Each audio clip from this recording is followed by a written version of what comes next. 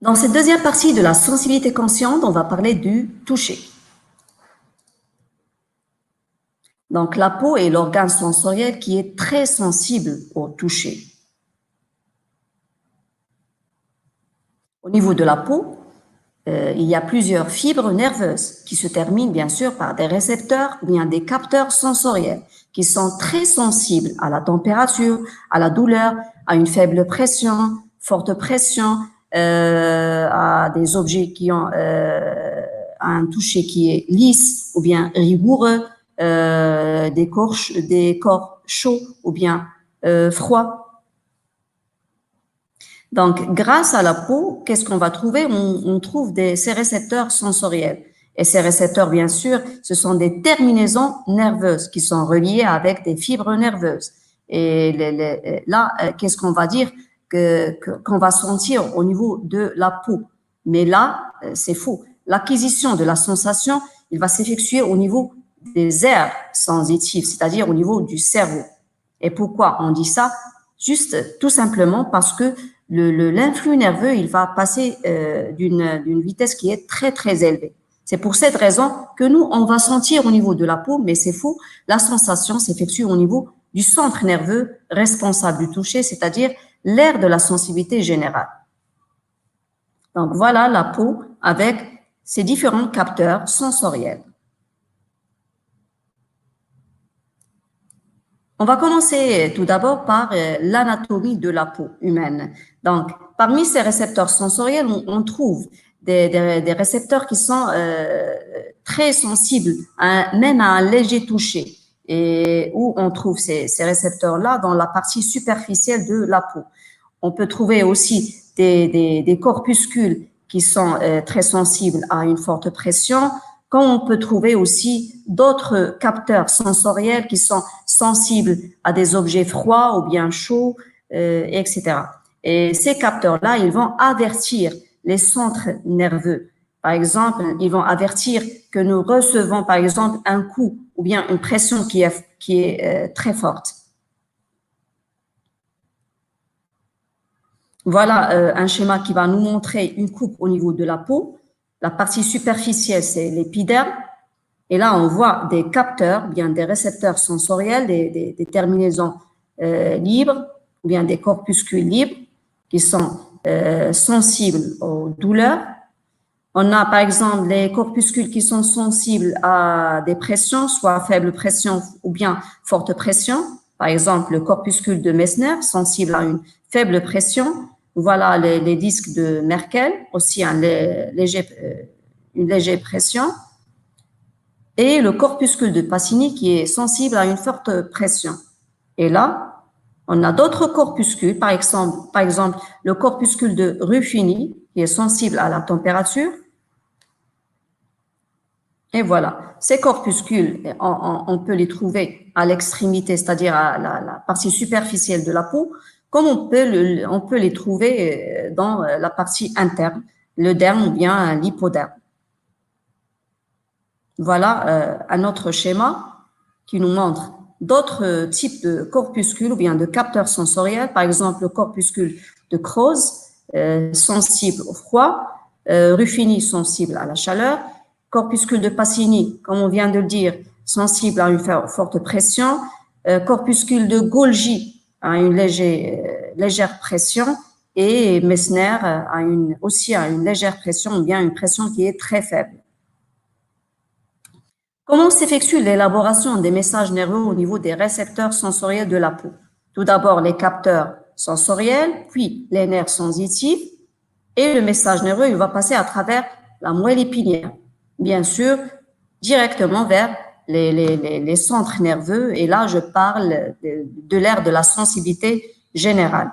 Voilà les centres nerveux où le message nerveux ou bien l'influx nerveux sensitif qui va être traité et là on va sentir quelque chose, par exemple faible pression, forte pression, un objet qui est lisse ou bien chaud, froid, etc. Et voilà le schéma fonctionnel qui va nous montrer tous les éléments intervenant dans la sensibilité du toucher. Par exemple, là, j'ai choisi un léger toucher, par exemple une plume. la peau avec ses récepteurs sensoriels, par exemple les récepteurs libres, très sensibles même à un léger toucher.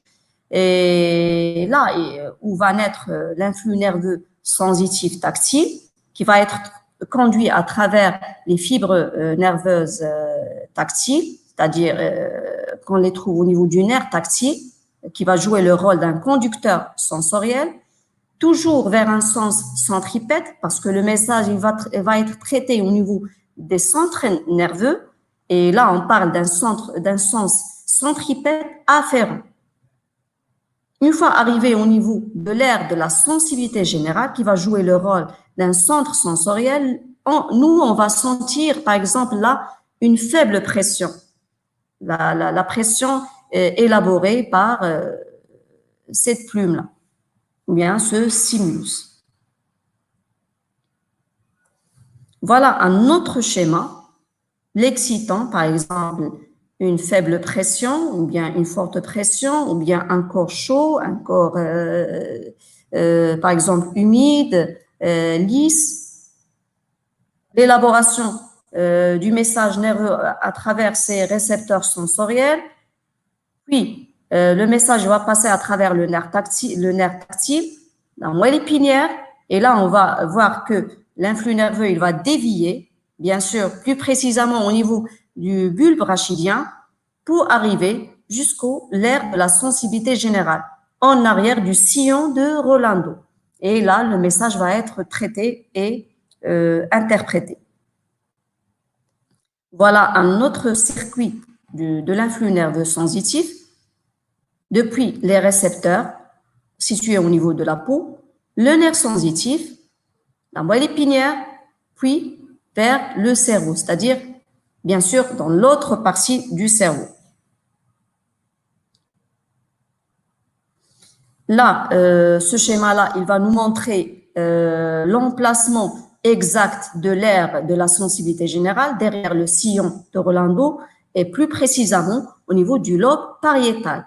Voilà les différentes parties ou bien les différents lobes du cortex cérébral, le lobe frontal, lobe occipital, le lobe pariétal et le lobe temporal. Bien sûr, voilà le tronc cérébral et le cervelet, c'est-à-dire les trois parties de l'encéphale.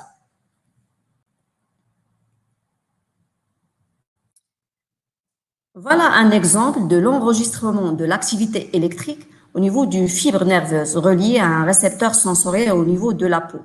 Là, j'ai choisi deux exemples de pression, une forte pression et une faible pression. Par exemple, stimulation tactile, pression, soit faible ou bien forte. Voilà, par exemple, l'exemple d'un capteur sensoriel et j'ai choisi là le corpuscule de Pacini qui est très sensible à une forte pression. Le message, il va être élaboré au niveau de ce corpuscule. Il va passer par la suite à travers la fibre nerveuse. Et là, pour la faible pression, on voit ici les traits qui sont très espacés, alors que là, l'enregistrement au niveau de cet appareil, il va nous montrer qu'il s'agit d'une forte pression. Pourquoi? Parce qu'on voit là que les traits ils sont trop serrés. Là, trop espacés. Pourquoi? Parce qu'on a une faible pression. Comment on doit lire cet enregistrement-là? Si on voit par exemple là les traits qui sont trop serrés, il s'agit là d'une activité électrique qui nous montre qu'il s'agit bien sûr d'une forte pression.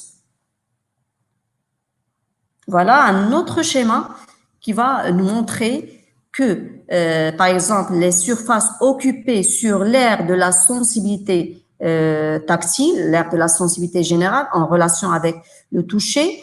Et là, qu'est-ce qu'on voit? Que chaque partie du corps est représentée par une surface dont l'étendue, il reflète le degré de la sensibilité. Je vais vous expliquer. Par exemple, là, on a les doigts de la main qui occupent une grande surface au niveau de l'aire de la sensibilité générale. Même chose pour le visage, la langue aussi, les orteils du pied. Pourquoi? Parce que ces zones-là, ils renferment plus de récepteurs sensoriels. C'est-à-dire, on va ressentir plus au niveau de ces zones. Et plus la partie dans notre corps renferme plus de récepteurs sensoriels, plus il occupe une grande surface au niveau de l'aire de la sensibilité générale. On va voir le même schéma, mais cette fois-ci dans la partie réservée à la motricité volontaire. Donc, c'est tout pour cette partie et merci pour votre attention.